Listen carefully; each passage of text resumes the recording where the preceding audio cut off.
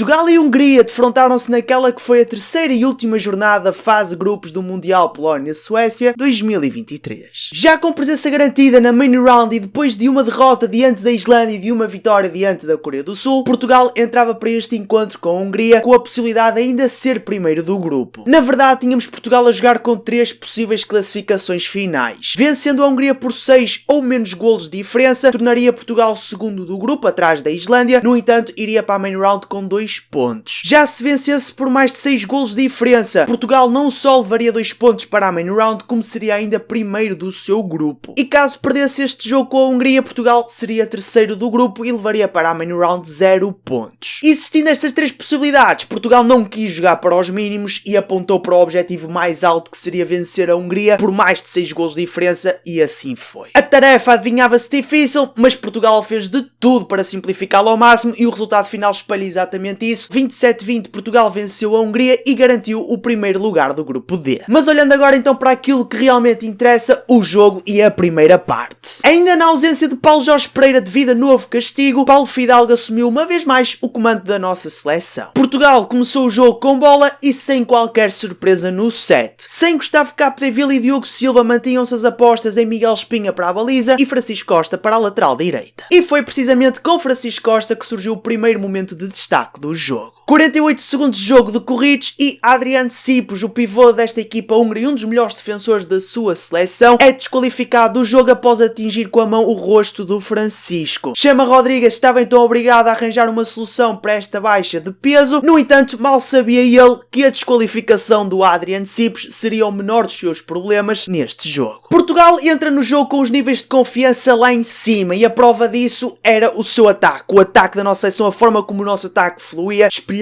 exatamente isso. Via-se uma equipa com ideias a imprimir muita velocidade no seu ataque, com muita dinâmica, mas a falhar e muito no momento de finalização. Na verdade, até aos 10 minutos estávamos perante duas equipas pouco concretizadoras e com os guarda-redes a serem as principais figuras do encontro, com enormíssimas defesas, que o diga Miguel Espinha. Já na defesa, Portugal mantinha a aposta em Alexis Borges mais Alexandre Cavalcanti como terceiros defensores e Luís Frade mais André Gomes como segundos. E se Miguel Espinha estava surreal no jogo, esteve surreal no jogo, eu tenho que estender todo este meu elogio a toda a linha defensiva da nossa seleção. Portugal que defensivamente, diante desta Hungria, nesta terceira jornada da fase de grupos do Mundial 2023, fez o seu melhor jogo de sempre. Pelo menos em termos defensivos, o melhor que eu vi até hoje. E se há jogos que comprovam a famosa expressão de é na defesa que se ganham os jogos, este é um deles. Portugal apresentava uma zona central da defesa muito focada, proativa, compacta, simplesmente fantástica. A não deixar a Hungria explorar aqueles que são os seus pontos mais fortes, como o jogo em troco pivô e o remate de meia distância. Nesse aspecto, Ben Sibanidi, Mate Lekai e Zoltan Sita foram completamente anulados. Ben Sibanidi anulado por Alexis Borges e Luís Frade, Mate Lekai por Alexandre Cavalcanti e Zoltan Sita por Miguel Espinha. Miguel Espinha que ao fim de 10 minutos de jogo já contava com 7 enormes defesas. 10 minutos de jogo, Miguel Espinha com 7 defesas e a Hungria apenas com um golo marcado. E aos 13 minutos, com o resultado 6-1 favorável a Portugal, eis que surge o primeiro time-out do encontro. Chema Rodrigues é obrigado então a pedir o desconto de tempo. Esperava-se que depois deste time-out a Hungria viesse com novas ideias e equilibrasse o jogo. Só que não. Já não bastava Portugal estar em termos defensivos próximo da perfeição, como em termos ofensivos começou a ser mais eficaz. E a partir daqui começava-se a criar um fosso cada vez maior no que o marcador dizia respeito. Aos 18 minutos Portugal já vencia por 8 golos de diferença, no caso um resultado de 10-2. Chema Rodrigues então obrigado a parar o jogo uma vez mais e a gastar o seu segundo time-out.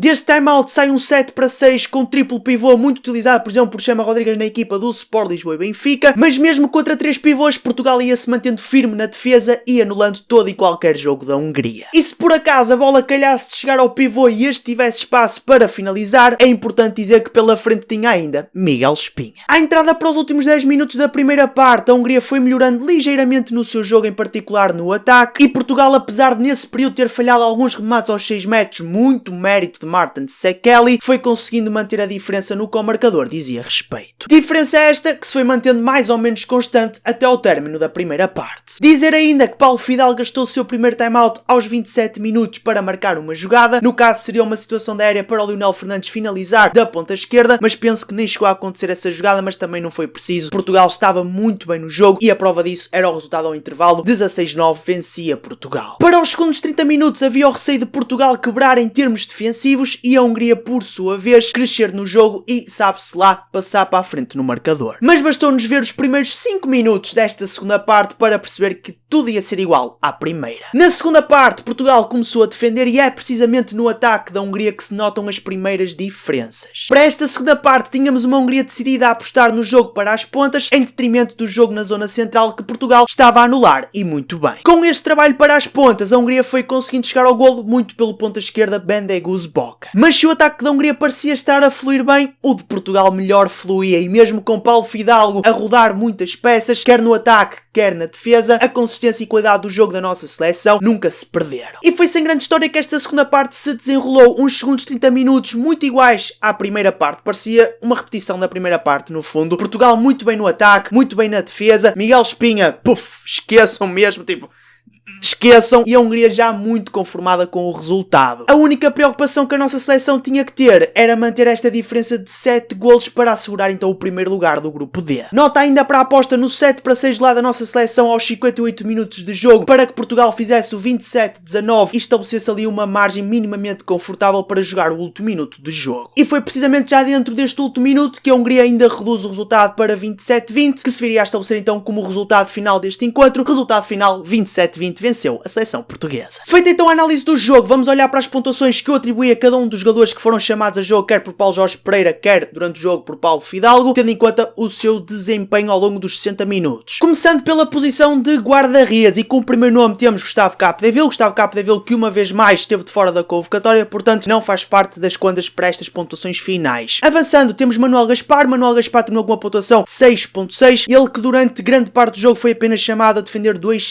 metros, não estou em erro. Depois teve sim um período no final da segunda parte, penso que nos 10, 15 minutos finais, teve um período em que efetivamente foi lançado no jogo e nesse período sofreu 4 golos e fez 2 defesas. Uma destas defesas foi num 7 metros, a Hungria que no período em que Manuel Gaspar entrou para defender 7 metros, teve 2 7 metros e falhou os dois. Um, defesa de Manuel Gaspar, o outro, a bola foi ao poste, não estou em erro, mas não interessa, Manuel Gaspar estava lá. A seguir temos Miguel Espinha e, meus amigos, é assim, eu não sei, eu já não me recordo se alguma vez, não me lembro, não sei se alguma vez dei um 10.0 a algum jogador da nossa seleção nestas fases finais, desde que eu faço estas pontuações. Mas, gente, o Miguel Espinha neste jogo mereceu mais do que merecido ter 10.0. Vocês não têm noção do jogo monstruoso que este jogador fez, que este guarda-redes no caso fez, gente. Surreal, mas surreal, eu já não vi um guarda-redes a defender tanto. Estamos a falar de um guarda-redes que terminou o jogo com 15 defesas e 16 golos sofridos. Gente, o homem quase que tinha 50% de eficácia. Incrível, incrível, fantástico. 15 defesas, 16 golos sofridos. Não há mais nada a dizer. 10.0 o MVP deste jogo. Avançando para a posição de central, temos como primeiro nome Rui Silva. Rui Silva terminou com uma pontuação de 7.3. Esteve muito bem no jogo, foi dando muita dinâmica à primeira linha da nossa seleção. Aliás, ele foi o grande responsável, também não fosse ser central, mas foi o grande responsável por aquele arranque muito forte da nossa seleção em termos de qualidade de jogo ofensivo, porque depois em termos de eficácia Portugal estava a falhar muito no início do encontro. Ele que terminou com um golo apontado, 0 remates falhados, no entanto teve 4 falhas técnicas que foram 4 maus passes e ainda fez 5 assistências para golo, uma delas para uma jogada aérea. Já como outro nome para a posição de central temos Miguel Martins terminou com uma pontuação de 7.3, também esteve muito bem no jogo, sempre que foi chamado, ele entrou um pedaço na primeira parte que o Rui Silva estava ali um bocadinho tocado e ele foi chamado a entrar e esteve muito bem. Depois também jogou na segunda parte, se não estou em erro, aliás foi ele que começou a segunda parte e esteve igualmente bem. O Miguel teve ali uns momentos na segunda parte de muita criatividade, ele fazia o que queria com a defesa da Hungria, espetacular, muito forte no jogo interior com o pivô. O Miguel Martins que terminou com 2 golos apontados, um remate falhado, 0 falhas técnicas, uma boa ação no jogo, 2 7 metros conquistados e 2 assistências para golo. Como próxima posição temos as laterais e vamos à lateral esquerda, começar por André Gomes. André Gomes terminou com uma pontuação de 7.1, não esteve tão bem como no último jogo, mas esteve muito bem o André Gomes, terminou com 4 golos apontados, ainda 4 remates falhados, nenhuma falha técnica, 2 assistências para golo e uma exclusão. O André Gomes, que foi o homem-golo também da nossa seleção, 4 golinhos apontados. Avançando, temos Martim Costa. Martim Costa terminou com a pontuação de 6.2. Ele que foi lançado na segunda parte, marcou um golo, falhou ainda 2 remates. Continuando, temos Alexandre Cavalcanti. Alexandre Cavalcanti, uma vez mais, a ser importantíssimo no plano defensivo. Ele que terminou com uma pontuação de 7.2, não apontou qualquer golo, teve 2 remates falhados, nenhuma falha técnica, teve uma exclusão e 2 boas ações, no caso, ações defensivas. Para fechar a lateral esquerda, temos Fábio Magalhães. Fábio Magalhães terminou com uma pontuação de 6.8. Ele que apontou um golo neste encontro, teve ainda 3 remates falhados, 0 falhas técnicas, uma assistência para golo e 2 boas ações. Uma foi em momento defensivo e a outra uma interseção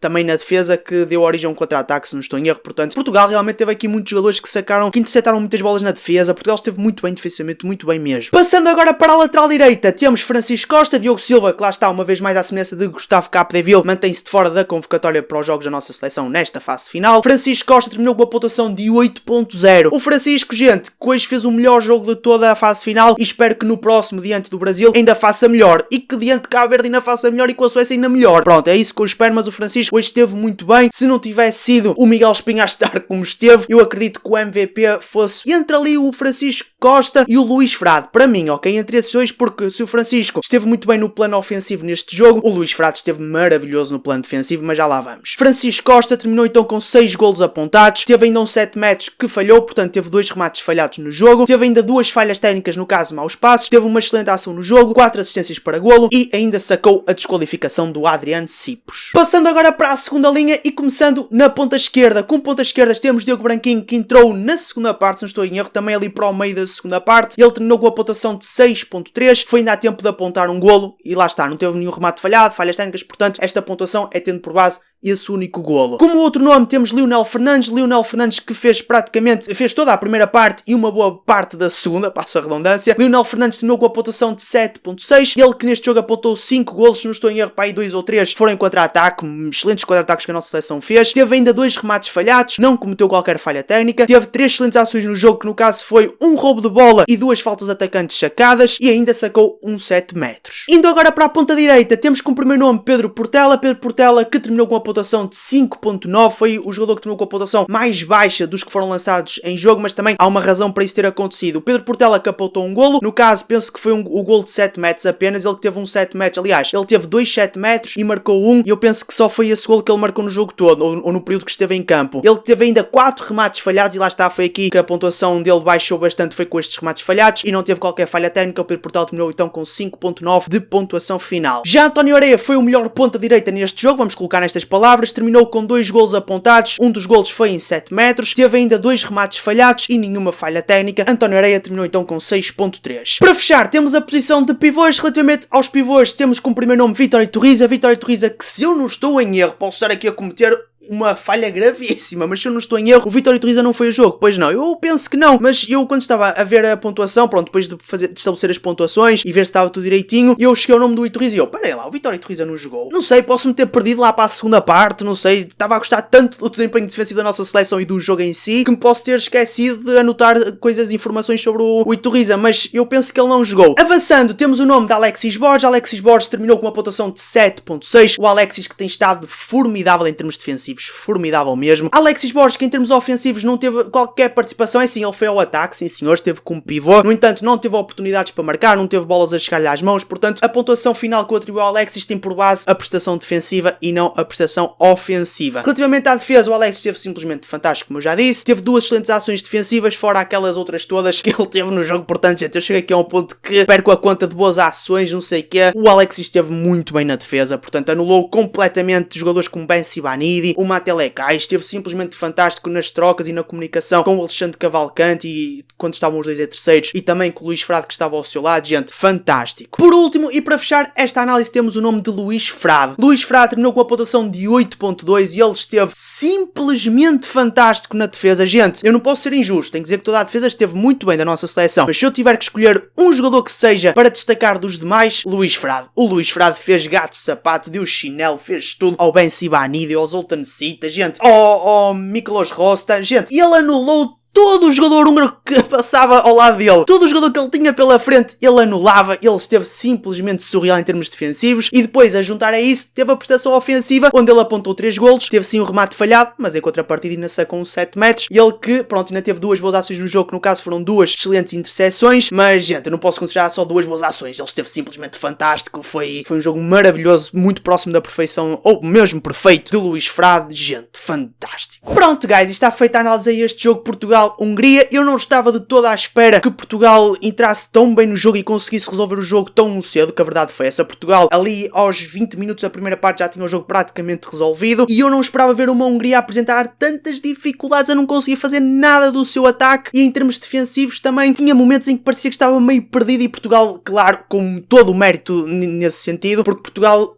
em termos defensivos, soube anular a Hungria, ponto final, e em termos ofensivos, soube fazer o que queria com a defesa húngara, portanto foi total, mérito total da nossa seleção, ponto final. Mas agora é esperar para ver como é que Portugal se irá comportar na main round. Brasil, Cabo Verde e Suécia, será esta ordem de jogos, e nós iremos aqui acompanhar, como é hábito, todos os jogos da nossa seleção até ao fecho da sua prestação. Guys, obrigado por todo o apoio que têm deixado aqui no canal, com vocês foi Greg Days, até à próxima, e fui, pau.